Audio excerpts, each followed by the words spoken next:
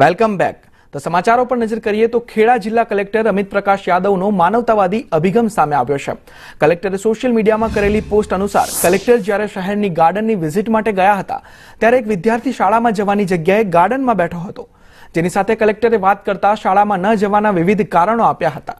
આ અંગે કલેક્ટરે સામાજિક પારિવારિક વિચ્છેદથી પ્રભાવિત વિદ્યાર્થીઓ પર ખાસ ધ્યાન આપવા સૂચના આપી છે. પરિવાર એ શિક્ષણની પ્રથમ પાઠશાળા છે, જેથી પરિવારના પ્રશ્નોથી બાળકોનું બાળપણ અને શિક્ષણ પ્રભાવિત ન થાય તે માટે વાલીઓને ખાસ અનુરોધ કર્યો છે.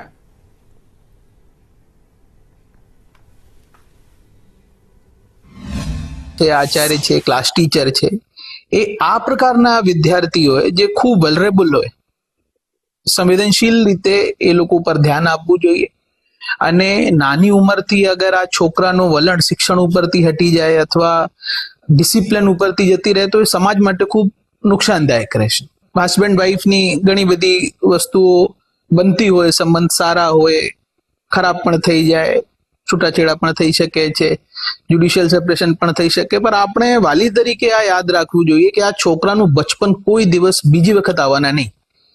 તો છોકરા ઉપર જે આડઅસર થતી હોય ખૂબ ગંભીર થતી હોય, ઇરરેપેરેબલ લોસ થતું હોય છે. તો આ વાલીઓ માટે ખૂબ પડકાર સ્વરૂપ છે.